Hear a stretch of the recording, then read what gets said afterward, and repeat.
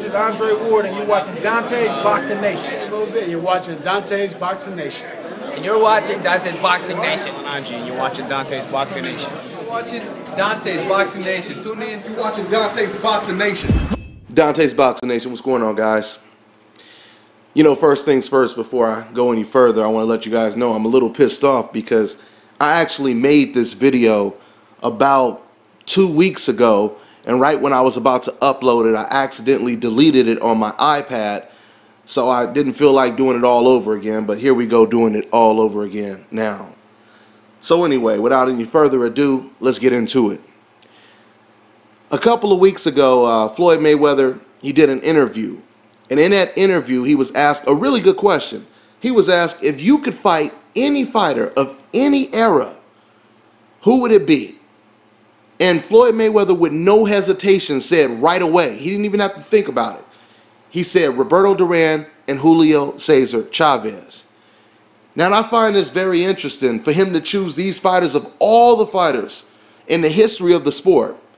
The reason why I find it so interesting is because if we are to listen to the decafs, if we are to listen to the detractors, then we know by the decaf's own admission, they believe that Floyd Mayweather would beat a fighter like Julio Cesar Chavez and Roberto Duran.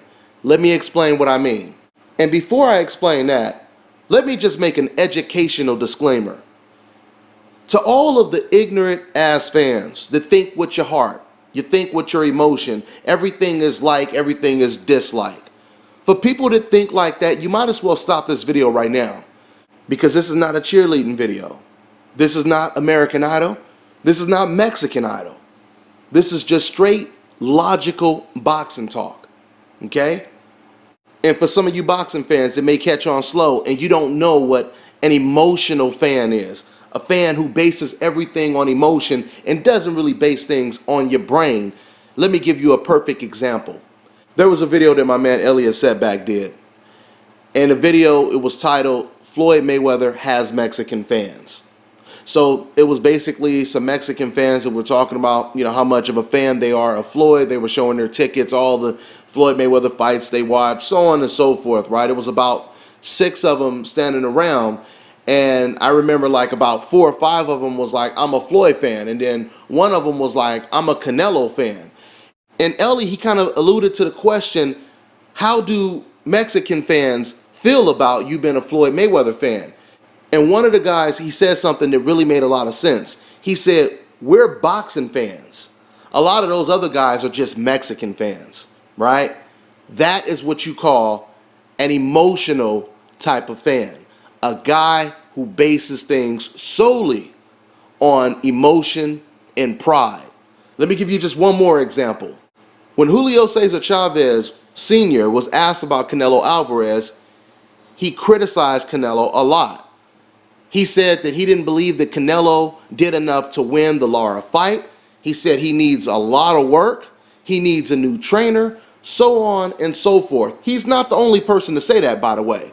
Okay, we've already heard people like Juan Marquez say it. We've heard Robert Guerrero, and we've heard a lot of people criticize Canelo. Now, what does the emotional fan say to that? He says, oh, they just don't like him. You see, keyword like. Everything is like and dislike with an emotional fan. This, once again, is what you call an emotional fan if you didn't know. Because this emotional fan is so brainless, thinking with nothing but heart and emotion, he could be a character straight out of The Wizard of Oz. You remember the Scarecrow looking for a brain? That's what these decafs are.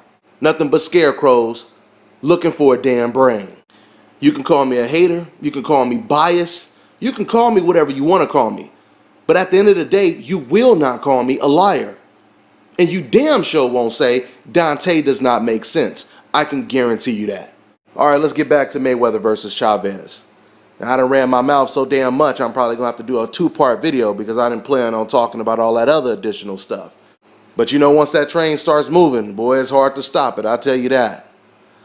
So let me go back to what I said at the beginning of the video. I told you guys that the detractors of Floyd Mayweather, in some ways, they have made an admission that they believe that Floyd Mayweather would beat Julio Cesar Chavez. I will tell you why. What do we hear the Floyd Mayweather haters and other people say about Floyd Mayweather? They say Floyd Mayweather, he cherry picks. He handpicks his opponents. He likes to fight fighters that are flat-footed, easy to hit, don't really have a good jab, so on and so forth, right? This is what we always hear these Floyd Mayweather detractors say. So let's just think about it. You say Floyd Mayweather is a cherry picker. He only picks fighters that he knows that he can beat. So when Floyd is asked a question, out of every fighter in the history of boxing that he could possibly choose, handpick to fight, who does he pick? He picks Julio Cesar Chavez. You say Floyd Mayweather likes to fight flat-footed fighters that are easy to hit because he knows that he will beat them. What type of fighter is Julio Cesar Chavez? He is a flat-footed fighter with a lack of defense and has shown in the past that he, like a lot of aggressive fighters, has problems with very intelligent boxers. Or not always even that intelligent. Let's just say smart boxers. Now let me tell you what trainer Robert Garcia said when he was asked the question, who would win a fight between Mayweather and Julio Cesar Chavez? Now you guys have to understand something. I think we can all agree that Robert Garcia is pro-Mexican. He is very, very pro-Mexican, okay? In fact, when he was asked who would win a fight between Canelo and Lara, the first thing he said was, well, you know, us Mexicans, we have to stick together. And then eventually he alluded to saying, I'm going for Canelo, obviously, right? And there's nothing wrong with that. Absolutely nothing wrong with that. At least he's being honest, okay? So the reason why I use Robert Garcia as an example is because, once again, when he was asked the question, who wins the fight, Mayweather or Chavez, first thing he said is, oh, I don't know. I mean, you could look at Meldrick Taylor versus Chavez, and then he thought for a minute, he paused, and then he went back to saying, I don't know. That would be a good fight. I don't know, right? Now understand something. Once again, this is a pro-Mexican guy saying this, and he's saying he doesn't know. That could be interpreted two ways. It either means Robert Garcia believes that Floyd Mayweather would beat Chavez hands down, but he can't say that because his Mexican pride won't allow it, and he doesn't want to catch any backlash saying Mayweather would beat one of the greatest Mexican fighters of all time, if not the greatest, okay? Or it can also mean that he truly believes it's a 50-50 fight. No matter how you look at it, that is high praise that he's given Floyd Mayweather, regardless if he thinks Floyd Mayweather wins or he thinks it's a 50-50 fight, okay? Now let me go ahead and completely break this fight down. Now a lot of Chavez fans, they love to bring up the Meldrick Taylor fight to compare to a hypothetical Mayweather versus Chavez fight. Now there's a lot of things you guys have to understand when we look at the Meldrick Taylor versus Chavez fight.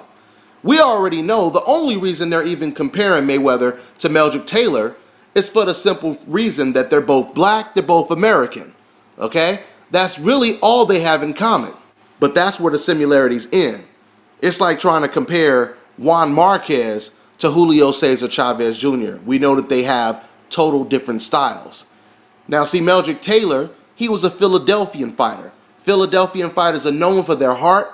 They're known to be very aggressive American fighters, all right? And Meldrick Taylor, that's how he fought. He was an aggressive fighter.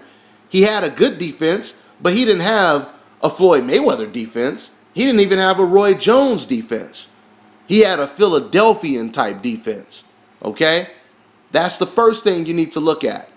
Another thing you need to look at when it comes to the Meldrick Taylor fight, if we're comparing a Mayweather-Chavez fight to a Meldrick Taylor fight, you also have to take into consideration that Meldrick Taylor won all but 2 seconds of that fight. So that's a terrible example to use, right? Why would you use an example of an opponent that actually beat Chavez pretty much the whole duration of the fight. Wouldn't it make more sense to use an example of a guy who got dominated from the first round on, or even the third round on? If you're going to compare Floyd Mayweather to someone, logically you would compare him to Pernell Whitaker. I mean, even Floyd Mayweather himself said that a lot of people compare him to Pernell Whitaker, but they say he's a Pernell Whitaker with power, all right? And we know that to be the case because you've seen a little interview that I did. Shane Mosley, who's been in the ring with Canelo, Manny Pacquiao, Floyd Mayweather, he said that Floyd Mayweather hits hard. He said he hits just as hard as Canelo does. So we know Floyd has power. Now, if we are contrasting the two, Floyd Mayweather and Julio Cesar Chavez, and even Pernell Whitaker, we know that Floyd Mayweather, he hits harder than Pernell Whitaker. We know that he is taller than Pernell Whitaker.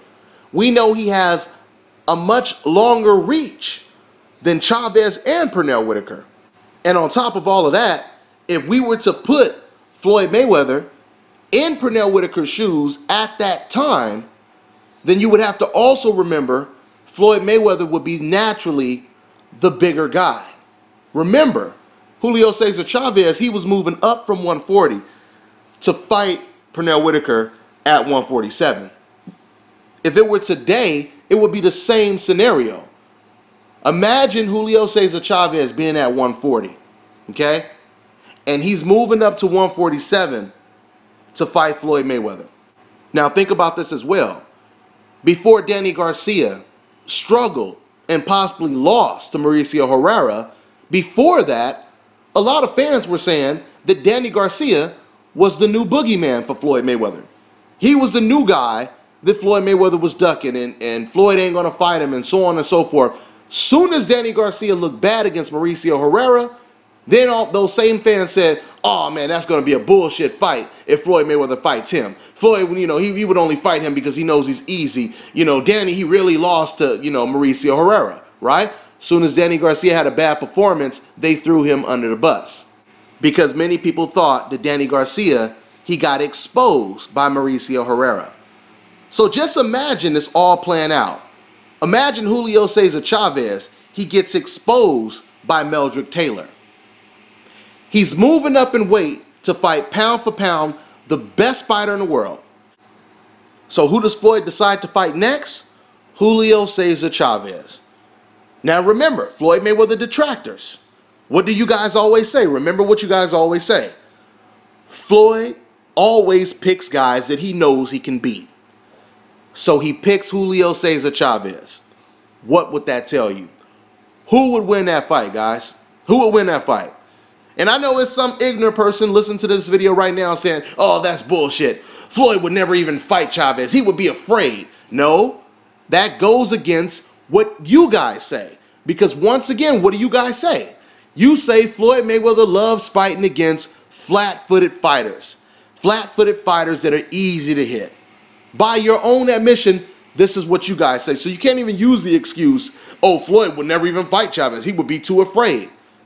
Because this is what you even said Floyd Mayweather likes to do. He likes to fight these type of opponents, right? So we've already established that Floyd Mayweather fights just like Pernell Whitaker.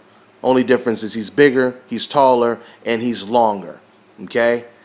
We also already know that Pernell Whitaker beat Chavez decisively. In fact, Larry Merchant, who's not even a fan of that type of style of boxing, he said that Pernell Whitaker beat Chavez 9-3 at least. So it's obvious to say Floyd Mayweather, he would have beat Chavez. He would have beat Chavez. He would have figured him out within about 3 rounds. On top of that, you also have to look at the fact that Chavez, he also lost to fighters that weren't even the best in his era. He lost to a guy that he was supposed to beat easy, a heavy underdog named Frankie Randall. And I know Chavez fans, they have a million excuses for why their guy loses. I know you're going to say, oh, Chavez was past his prime, so on and so forth, because in their mind, there has to be a reason. There's no way their fighter can lose because he's perfect. He's the perfect machine, so on and so forth. But the truth of the matter is Chavez is far from being a perfect fighter, okay? You can't use any excuses for the Frankie Randall fight. For one, Frankie Randall, he was the older fighter. For two, Chavez was a heavy favorite. Okay? This is not like Muhammad Ali going in the ring against Larry Holmes, where Muhammad Ali was already considered past his prime and he was, basically being fed to the young, hungry lions. This wasn't the case. In this fight, it was perceived that Chavez was going in the ring as the hungry lion. And this was just a little ass snack for him. This was a small stepping stone to another big super fight. That's what Frankie Randall was. And once again, like I just told you guys, the first couple rounds, the first 5 rounds were very competitive. They went toe to toe. Matter of fact, I don't have to break it down. You guys can watch that fight on YouTube. It is a very good, entertaining fight. And by the way, I will spoil it for you if you never watched it before. Frankie Randall was the very first boxer to knock down Julio Cesar Chavez. And even in the rematch, when it was time for Chavez to redeem himself, Frankie Randall was winning the rematch. And then Chavez, he got a cut on the top of his forehead, not over his eyelid, not blood pouring in his eye. He had a cut, all the way at the top of his forehead, and Chavez quit. Okay, these are all facts. I know this hurts Chavez fans' feelings when I speak the truth, but the truth is the truth. Okay, Chavez, he quit from a cut on his forehead, a fight that Frankie Randall was winning. Okay, and the same right hand that knocked down Chavez in the first fight, it almost knocked down Chavez in the rematch. He caught him with a right hand, and Chavez, his knees buckled. He went way low down to the ground, and he was trying to box. All of a sudden, we seen the great, tough Julio Cesar Chavez floating like a butterfly, trying to fight against Frankie Randall. Frankie Randall was the aggressor in the rematch. So logically, there is nothing that points to saying Chavez, he beats Floyd Mayweather. Unless you were to say, well, who knows? Chavez can get lucky and land a punch. And if you say that, I would agree with you. But there's no way you can break down fights that Floyd done had and fights that Chavez done had and come up with the conclusion that Chavez is a better fighter. Come up with the conclusion that Chavez, he's beat fighters like Floyd Mayweather his whole career. It wouldn't be true. It wouldn't be true. Every fighter that fought similar to Floyd Mayweather that Chavez faced, Chavez, he struggled. Chavez struggled against Meldrick Taylor. He struggled against Pernell Whitaker. And he lost and struggled to Frankie Randall. Now, a Chavez fan could say that Chavez does fight very similar to Jose Luis Castillo, which we know did give Floyd Mayweather some problems. But the difference between Floyd Mayweather and Chavez is, unlike Chavez, Floyd Mayweather, he was able to adjust and dominate Castillo. Dominate him to the point to where Castillo, in the second fight, he was looking at his corner, telling them, I can't get this guy. I cannot get him. He's too slick. This is what Castillo was saying to his trainers in the corner. So he had pretty much given up while he was fighting Floyd in the rematch. Now, we all know that Chavez didn't want to give Pernell Whitaker a rematch. And when he gave Frankie Randall a rematch, which he had to give him one because he lost his title to Frankie Randall, he didn't adjust in the rematch. He was losing the rematch until he was able to quit, and the judges, they ended up giving him the fight. But he was losing the rematch just like he lost the first fight. So the point that I'm making is Chavez, he cannot adjust. We know that Floyd Mayweather can adjust. All right? And speaking of Castillo, in the very first fight against Mayweather, 8 out of 12 writers that were there ringside, they had Floyd Mayweather winning the fight. We have to remember, the people who really started this, started saying that Floyd Mayweather lost the fight, were two biased commentators who could not stand Floyd Mayweather. That is, once again, what you call a conflict of interest. Their opinions shouldn't even matter because everyone knows they do not like Floyd Mayweather. And what they did, they were very successful at doing, which is throwing red meat to their base of fans that hate Floyd Mayweather, right? Now today, you have fans that weren't even around when Floyd Mayweather fought Castillo, and they just hear other people on YouTube. Matter of fact, I've seen a comment one time, a long time ago on one of my videos, where one guy, he was like, oh, so Floyd Mayweather lost to this Castillo guy?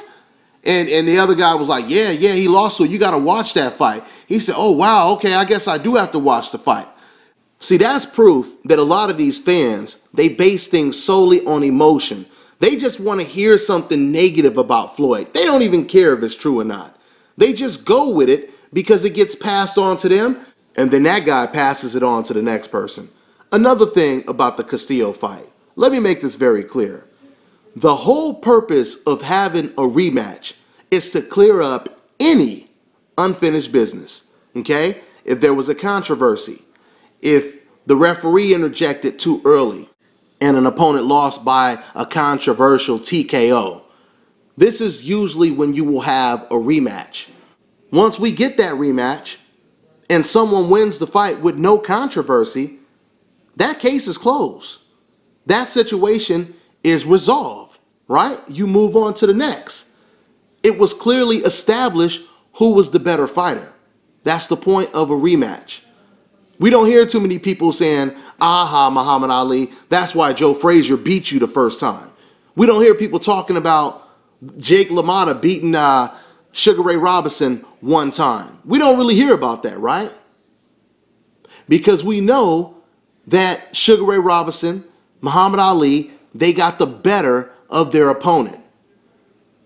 When you watch the finals in the NBA, it's the best out of 7, right?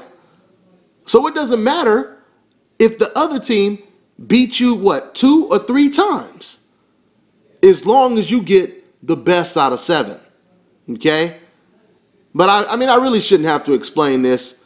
I'm really just explaining this to the idiots who act like they don't know, because the majority of people already get it. So anyway, man, I've been running my mouth long enough. That's pretty much all I got to say. I may drop another video to this later on. I forgot to mention Roberto Duran. You know, I wasn't going to say a whole lot about Roberto Duran because I did like a 3-part video already talking about Floyd Mayweather versus Roberto Duran. I'll try to add the links to the description box for those 3 videos I did, Mayweather versus Roberto Duran, later on. So, but I'll tell you this for now, though.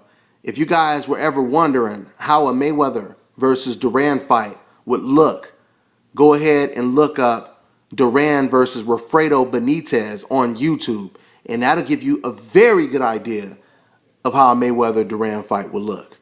That's pretty much all I got to say, guys. I'm on to the next one.